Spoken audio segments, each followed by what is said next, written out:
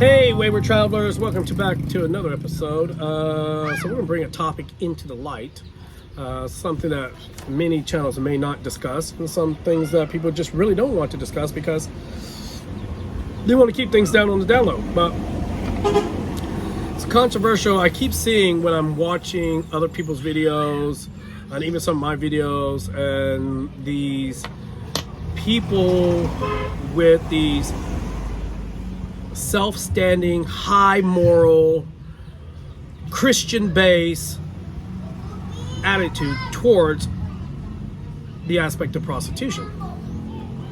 And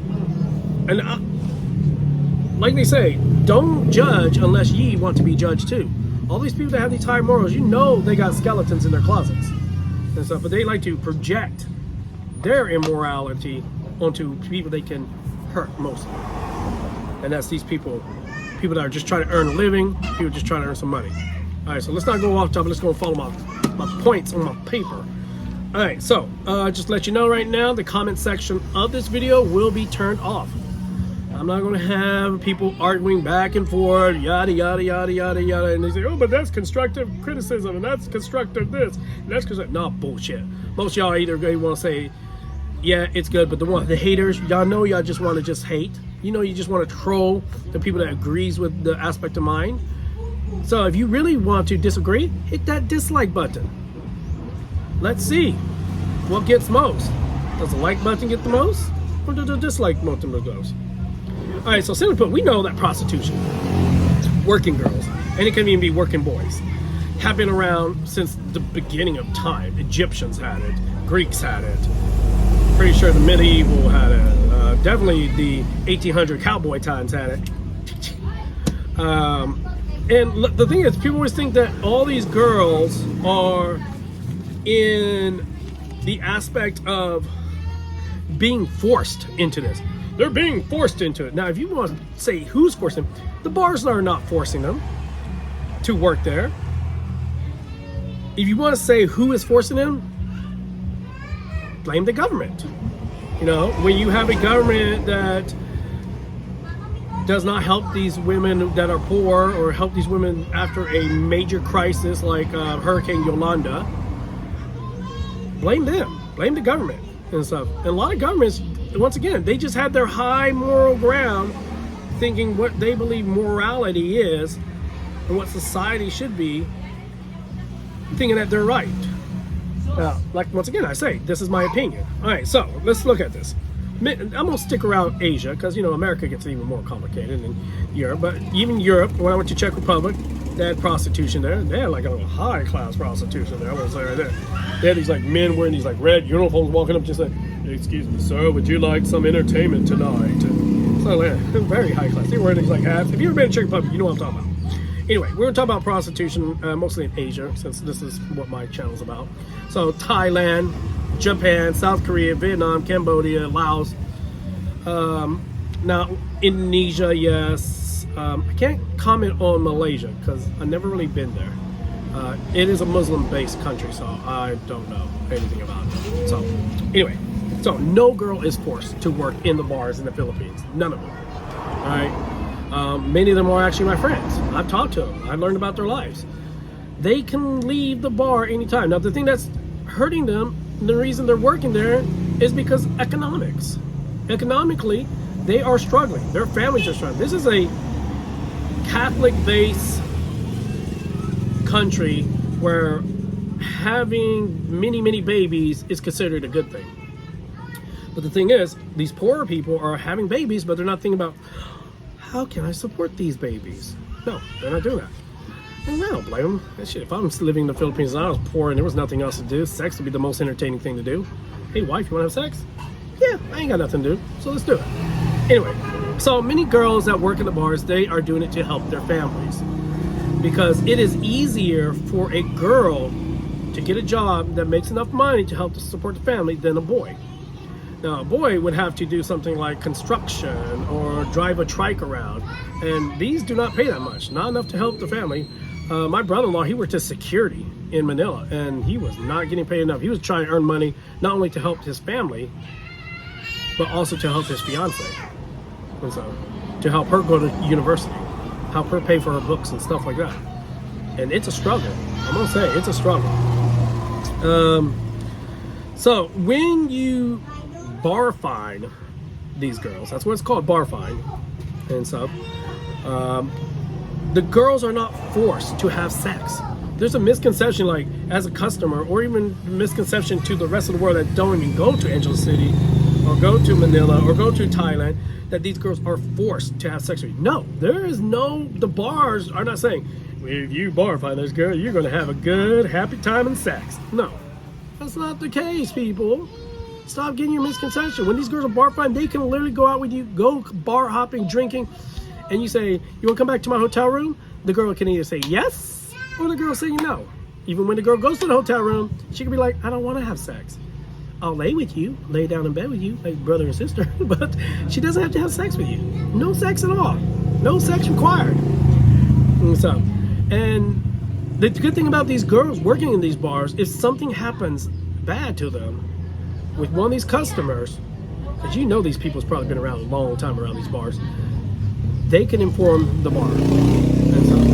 And then the bar can inform the police, or the girl can inform the police. There's no thing that's going to say, even though it's illegal, but you know, nobody's going to say it's prostitution, they're just going to call it bar fine, because technically prostitution is illegal here, but it's just called bar fining.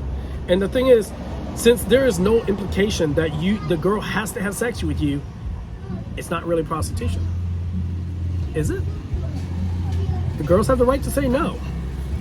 Now, there's times I've bar fined a lot of girls, and I did have sex with not one single one of them. They would sleep in my room. Next morning, we'd get up and go to SM Mall and go walk around. Because the thing is, not all guys that bar fine want to have sex. Sometimes guys just want the company of a good woman, to have somebody to hang out with while they're on vacation. And we don't know the situation of the guys that come here. Maybe their wife just died and stuff, or maybe they're bored with their wife, or maybe they find out their wife had cheated on them in America and they just want to come and have some lovely girl dote on them, saying, oh, you're so handsome, you're so guapo, oh, you're so pretty, like that. So I don't know, different reasons. So once again, it is agreement between two consenting adults whether or not the girl wants to have sex with the customer or not have sex. They don't have to. The bar owners are not forcing them to have sex. The girls are not being forced to have sex. It's their choice. Now, we talk about the management. Like I say, management has no say whether they have sex. Now, of course, since the girls are working in the bar, and more girls in the bar means more customers. More attractive girls mean more customers. Because, you know, nobody wants to go into a bar and hate, but walk in and they're all ugly girls. And so, we don't come for Asia for ugly girls. And so, but anyway. Okay, so I haven't bar fined a girl in like forever. So I'm just going to tell you what the bar fine was when last time I did. It was like 2,500 pesos. And so, now the bar will get about 1,300 pesos of that, and the girl will get about 1,200. So that right there, 1,200 pesos to either have sex or not have sex. She doesn't have to have sex. But 1,200 pesos is a lot of money. And also the girls work in these bars, because even if they don't want to get bar fined, they can literally say, customer comes and say, hey, can I bar fine you? And the girl's like, no, I don't want to get bar fined. And the guy's like, why don't you want to get bar fined? Oh, I have that time of month. She can just make that excuse. We don't know what time their time of month is, so she can make that excuse up. But girls can work in a bar to get girl drinks. Now, last time I was there, girly drinks were 300 pesos in Angeles City. And the girls would get 100, and the bar would get 200. Now, the bar gets more because they're probably taking the covering of the cost of the beer, the aspect of the girls. Yeah, simple, they just want more. But the girls, 100 pesos is a lot for just a drink. Bam, you get 5 drinks, you got 500 pesos.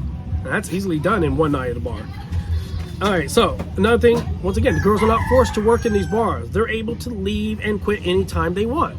They can say, hey, I quit. And the bartender guy's like, okay, have a good night, bye. And the girl could come back 1 month later and say, hey, can I come back to work? And the guy is like, yeah, sure, come on, back to work. They don't care. It's just a business to them. And it's a business to the girls. It's a job.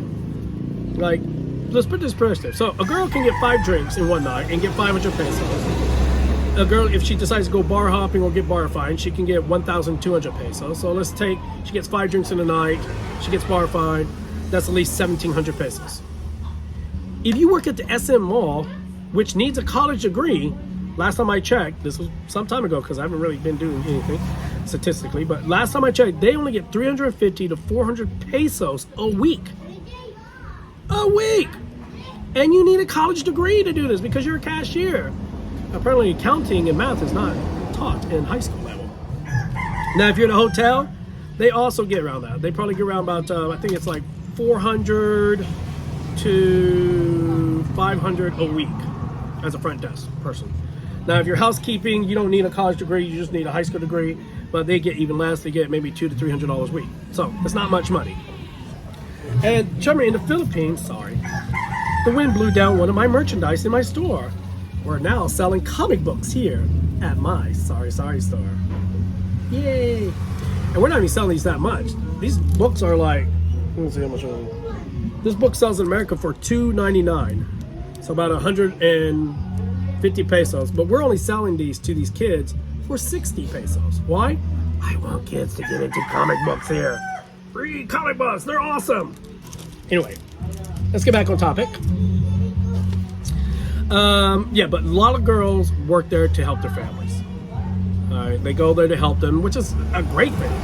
Now, there's this misconception among all these women or even guys that states that, oh, these girls they have no morals.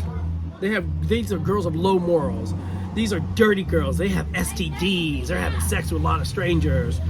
There's family violence in their life. That's why they're doing it. Or they have no family values, which is bull. Speak to almost any girl in there. Most of the girls are working there because of their family. They want to help support their family, which is a admirable trait. Admirable? A good trait. It's a good trait to have. They want to help their family. Their family's poor. They want to help them. So what's wrong with that? But you want to put your high Christianity morality on them, say, God say that's wrong. Man, dude, even Jesus hooked up with a prostitute. You know he did. What was her name? Mary Magdalene. The good thing about Jesus, he hooks up with Mary Magdalene. She's like, oh, I have STDs. I have sexual transmission. Jesus like this, heal. No STDs anymore, girl. Let's get it on. Sometimes you gotta throw little jokes around and stuff. So a lot of people, especially in the Philippines, they have huge disasters like volcanoes and super typhoons. And I know a lot of girls in Samar and Leyte left here after Hurricane Yolanda and went to Angeles City or Makati or Manila to work because they needed the money. Their place was destroyed. And I've seen these government housings they try to build, but they never finished them. Maybe I'll do a video on the government wasters and stuff in the Philippines. But anyway, let's think about prostitution. Prostitution isn't going anywhere. It's been around since the beginning of time, like I said at the beginning. Now, there are pros to this, and I'm going to give the pros. Now, there are also cons, but, somebody else can do that video. The pros. It reduces violence against women. A bar that has these girls has a interest to protect these girls. So because they have these interests to protect these girls, there's going to be less violence. Because if they see a customer that's becoming violent with the girl in the bar, or the girl reports that he did, they'll never go into the bar. And the customer, if the violence is stronger, the bar establishment can go and the girl together go and report it to the police. There are the girls that will take advantage and lie. Yes, there is. Everybody's a liar. Everybody can be a liar. Okay? Like House says on the TV show House, everybody lies. Alright. If you make prostitution legal also, it helps the sex workers to be healthier. Now, even though it's illegal in the Philippines, all the girls that work at the bars, they have to do a monthly test to make sure they're still clean, make sure they're healthy in order to work in these bars. Now, why would they do that? Because they know what they're doing. The government, the local government, the government knows what they're doing. But they're not going to ban this because they know that these people need money to help support their family. They would rather have them doing this and support their family than have millions of homeless people out on the street. You know? If they're helping their families get better, they get a living, maybe they start getting another job, working construction, driving a trike. It helps the economy as a whole. But because they take these tests, there's less STDs and stuff. All right. Yes, and I know many of these girls, even if they do decide to have sex with a customer, they're not going to use a condom. But I say, use that condom. Screw the customer. Use that. Make him use that condom. And you know, technically, arguably, this aspect of prostitution can be considered a victimless crime. Why is it a victimless crime? Because it's between two consenting adults. It's the same thing when you're in high school and you go to your girl and say, "Hey, you want to have sex?" "Hey, yeah, I want to have sex." You do it. Nobody's getting hurt. Now, feelings might get hurt, but no crime's being broken. And so, there's no victim here. It's an agreement between people. And like I said, the girl does not have to have sex with you. She gets bar fined. And I want to tell this to all the customers that go to Angeles City. The girls do not have to have sex with you. This is something you must discuss with her before you bar fine her. Don't bar fine her, then take her back to your hotel and get all angry because she doesn't want to have sex with you. This is something you should have discussed beforehand. Alright, and of course, like I say again, it's the moral high grounds that all these people that leave these negative comments on prostitution in Angeles City or around the world, because they feel that they are the superior moral conscience of Christianity. Guess what? You're not. We are all born in sin. We're all born in sin. Alright. Also, if these bars are successful in the Philippines and they're generating enough revenue, guess what? It helps give taxes to the city. Yes, taxes. Taxes. Bars still got to pay taxes. And stuff. And it helps the government to earn taxes in order to do infrastructure repairs or to help promote programs for these like STDs clinics to test the girls, or help the aspect of maybe, I don't know, getting a women's clinic or something to help childbirth and stuff. Because the place across the street where I live here, this is a women's clinic, and it's small, but it's free. So, well, it's not free, but it's really, really cheap. All right. Also, if prostitution is legal, you save on the aspect of law enforcement resources. Girls won't be afraid to report violence.